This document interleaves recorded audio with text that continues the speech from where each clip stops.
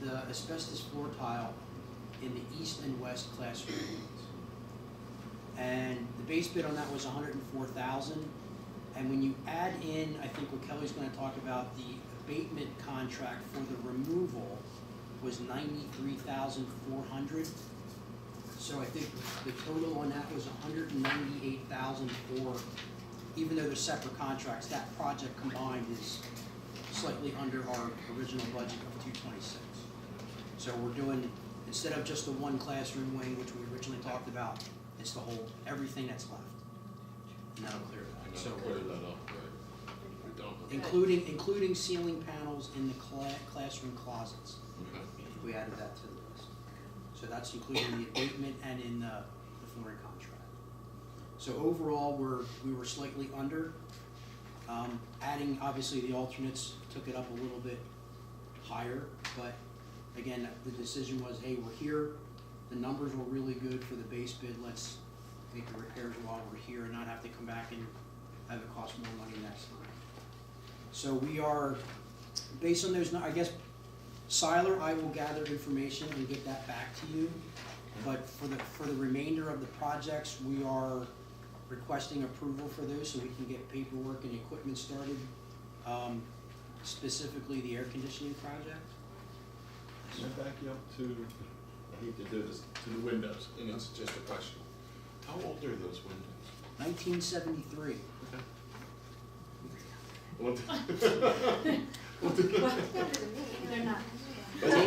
When they built the addition, Yeah. what used to be one of the front of the building is now a landlocked courtyard.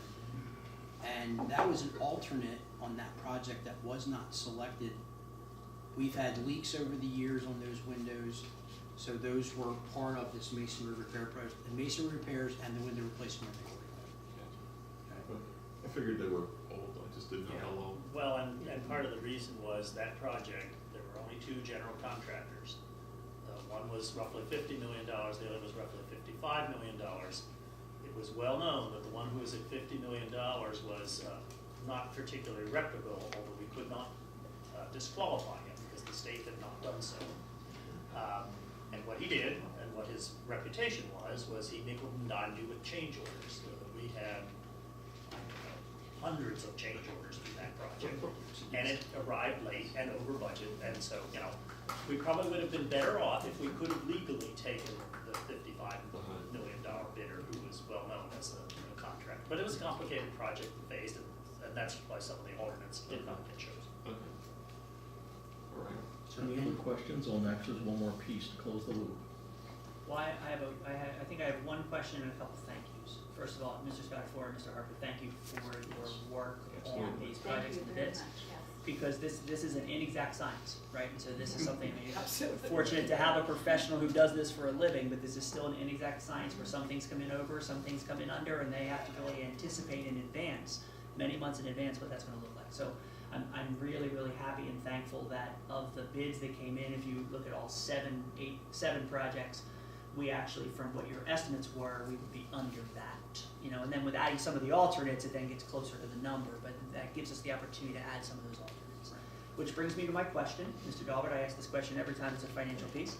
We obviously have in our capital plan finances to fund these projects that have been planned for years to continue our plan through that. Does the current capital fund allow us to do these without having to dip into general funds or hurt future plans for next summer's capital project in terms of what has been planned for? Do we have those funds that are there? Yes, funds are there and available, and they will cover the additional items beyond the bid, beyond the base bid.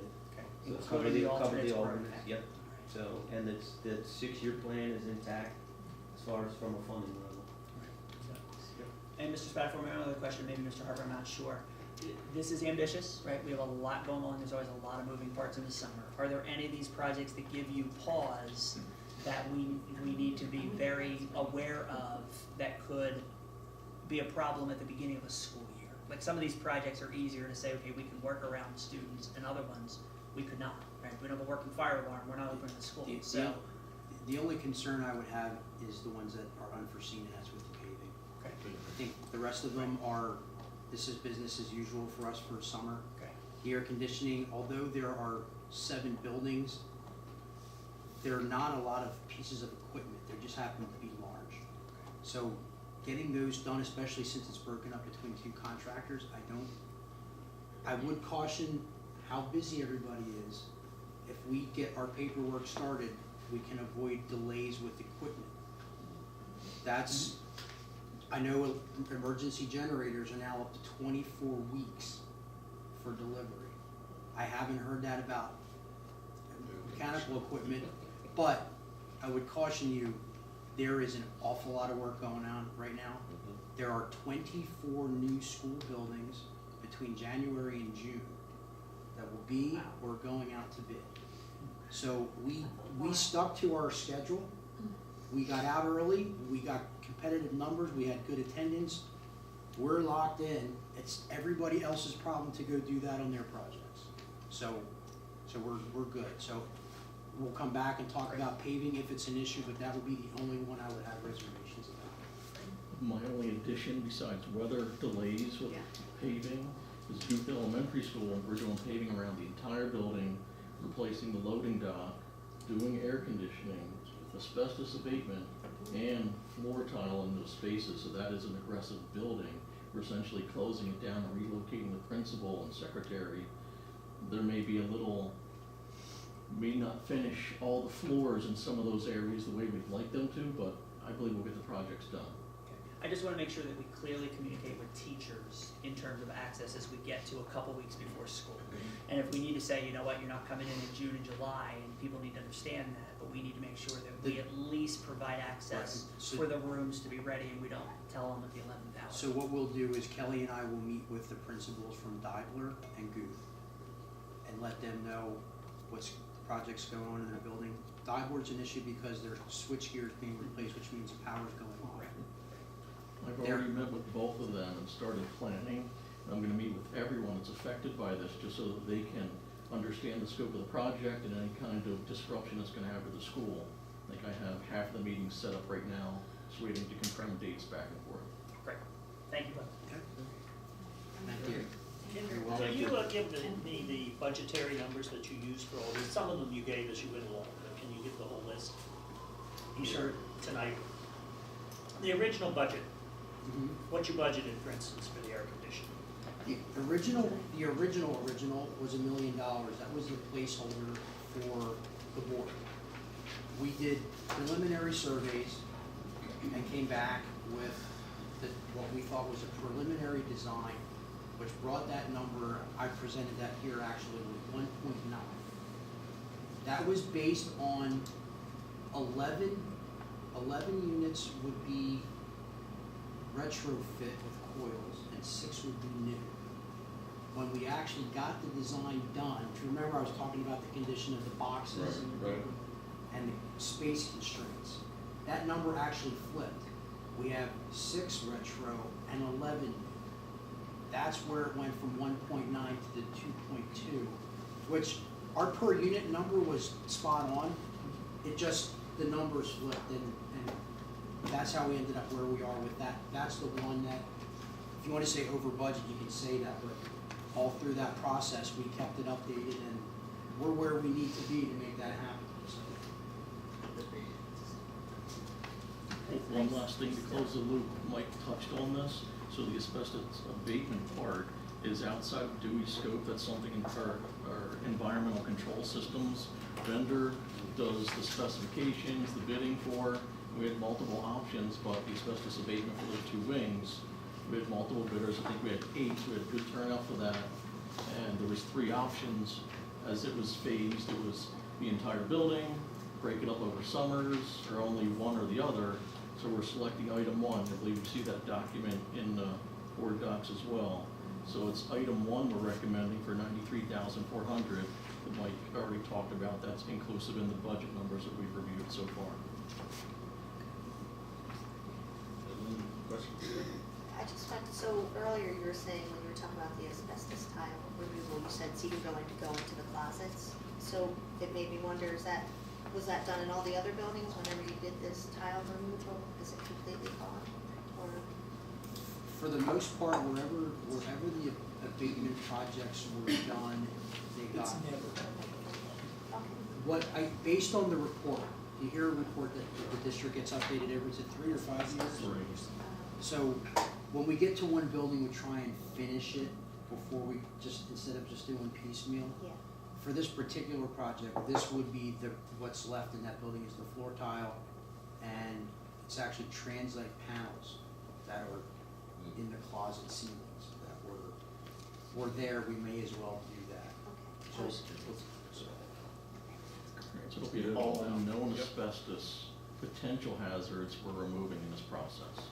Doesn't mean we couldn't find something down the road, but everything we're aware of, this will finish the building. Okay. Any other questions, board members? Is everybody good moving these to the general board meeting with the exception of Siler? Yep. So remove Siler and Russ will get the board meeting. And we'll try to send something, not try, we will send something out before the next meeting with some of the basic topics that were brought up tonight in terms of silo, to try to address those questions. And then if you read those and there are other questions, because I do think we do want to make a decision at the next meeting to move forward or not. So let's make sure that we have our questions as best we can, moving to that. So definitely. Because last year was Okay, terrible. perfect. Thank you, Mr. Stratford. You're welcome. Thank Mr. you. Martin? Okay, next agenda item is the kindergarten busing discussion. So if you remember, we talked about this a month ago and just thought that to give the public time to respond and have feedback and ask questions, there wasn't really additional information that we were to talk about. It was to wait a month and bring it back. I and we have received 5 formal communications. I forget if 3 or 4 of them came to the board and 1 or 2 came to me personally in terms of directly to our school board accounts. I don't know personally whether you've gotten other feedback from the people yet. And those, very small sample size, those have been in favor of the recommendation. We did get clarification, one of the questions that was asked, and I forget by whom, so I apologize, about what would be the ramifications for non-public schools if we have some students that we bus both directions because we have some students in full day kindergarten. And so does that mean we would be required for schools that have full day kindergarten that is a non-public, whether we would have to transport both directions? Talked to our solicitor, got the legal opinion through them, and the indication in terms of what the like services are, that's what the law talks about, in terms of you have to provide like services, is that if for your regular ed students, you bus one direction, then for regular ed students, you have to bus one direction. And so even if they go to school full day, we don't have to bus them both directions. Currently, any student who is involved in special education, there are transportation plans. And so there would be students, if they were non-pub or public, that we would provide busing both directions if they are in our full-day program or specially designed instruction for a non-public placement, generally through the IU, which may not be here, it might be at some other place. And so the only time we would have to do that if it was in a transportation plan through an IEP, but for regular ed students, the busing would only be one direction for the families that are non-public, just like it would be for our students in terms of AM or PM from that standpoint.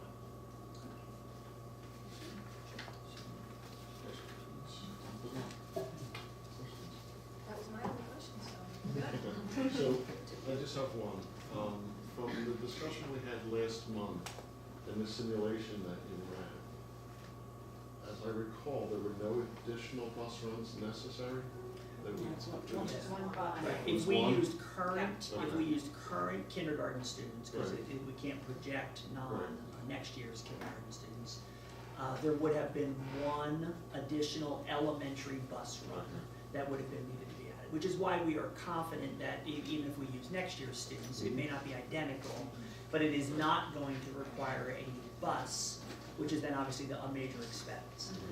And even if it were 1 or 2 runs then, it is not the cost that a bus would be, that we have enough to handle that. We're still hoping that it would be 0, but we won't know that till we actually schedule them if we choose to do that. But Mr. Geiger and Short spent a lot of time in terms of hand scheduling every kindergartner, because our current system didn't allow them to do a sandbox. Our new system will, but unfortunately I asked them this year. So, in terms of that piece, next year this would have been a much easier experiment, but, oh, Okay. Okay. No, Yeah. thank you. Yeah. Okay. All right, so, any other questions, concerns? Board members? Okay. Then there's nothing Okay. And so I would, I think this is really gray in terms of whether this is a matter that the school district ought to approve or not, because it really is, you know, a transportation item. I would suggest that we put this item on the March school board meeting, and that we do vote to begin kindergarten busing one direction, beginning with the 1920 school year, so that we literally can inform families, it can become public, it can be a decision that is made, just because of the nature of the decision. It will impact a lot of things, right? And I think a lot of families in a positive way, but because it has that level of impact, I do think we ought to do something formally if you're comfortable with that. And then, that way we can send out an email right after the board meeting and say, hey, just want to inform all families. We can post it through our social media and website, and go from there, but we can have that vote. So as long as everyone's comfortable with taking it forward, we can do that. And that way we can hear from all the board members at the March meeting. Great, thank you. Thank you, Dr. Bolton. Okay.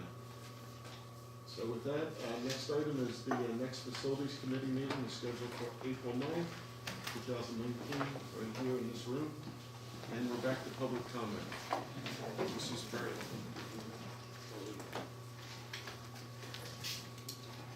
Sue Furlong, West Rock Hill Township. I'm very disappointed that you believe you can charge me for something kindergarten related. I don't think that I'm going to walk away and just forget about it and say, oh, well, I tried. No, I will continue to try. 3/4 of the citizens in in Penridge do not have children in the system, and we're all grateful and happy to pay our fair share to educate the children. But our fair share doesn't include kindergarten. And I think it's unfair also that you have a discussion about providing the service and slap in the face, don't bother to discuss whether it should be a for-fee service or a free service. That's a slap in the face. That needs to be discussed as much as providing the service. And you went right over top of it and acted like it was not an issue. It is an issue for people because we are not mandated to pay for transportation for 5-year-olds. Look at the state law. Stay within the state law. Everybody here is staring at me like I'm, from Mars. I'm not from Mars. I pay taxes. I don't mind paying taxes when I am obligated to pay. I am not obligated to pay for 5-year-olds going to kindergarten. Look it up and at least give me the courtesy of discussing how you're going to pay for it. It's not a freebie. That bus, every time it stops, incurs a cost. The extra bus, that's an extra driver, it's extra bus, it's extra maintenance, it's extra insurance. It's not free. And I am not obligated to pay it. Thank you. Thank you, Mrs. Furlong. Any other public comment? Yes, sir. Jeff Loeffler, Percy. I really wasn't planning on talking tonight, but I have 2 things. One, does the board know there is a PA system in here? It's a little hard to hear in the back. And if you don't know, there is. If you do know and you don't want to use it, then that's fine. No answers? Okay. Number 2, so listening to Mr. Spatafore tonight, it sounded like the plan is continuing. I'm glad to hear that. Also, it sounds like you did a tremendous job along with Mr. Harper. I understand that you're going to be going out with an RFP for engineering services, and I did, Dr. Bolton, see you on, I guess, the YouTube about saying that, every 6 or 7 years you really should go out to bid on certain items. And I tend to agree because I've saved a lot of money on going out to bids on certain items. But then there's certain items not to go out to bid on because you're either not going to save anything or you're going to cause some issues.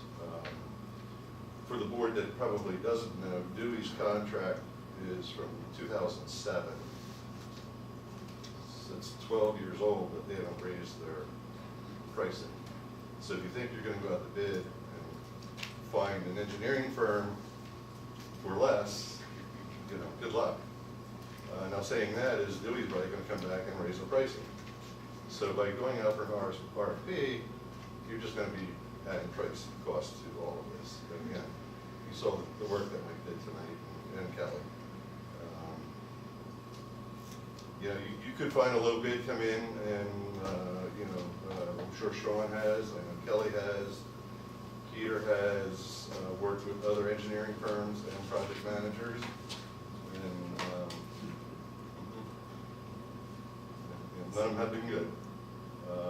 Maybe going way back to the Votech with Gail, we've had, well, I had some bad ones prior to Gail. I think Gail, when you were there, was Dewey also. It was Dewey. Yeah, we had nothing but good projects, so just wanted you to know, make sure you knew that their contract goes back to 207, so I'm sure their prices are gonna be, Comment, the same rules that Bill read for you apply. Any public comments? No? Okay. We're gonna start with the Upper Bucks County Technical School tentative budget. We're gonna go a little out of order to save some visitors some time from sitting through everything else.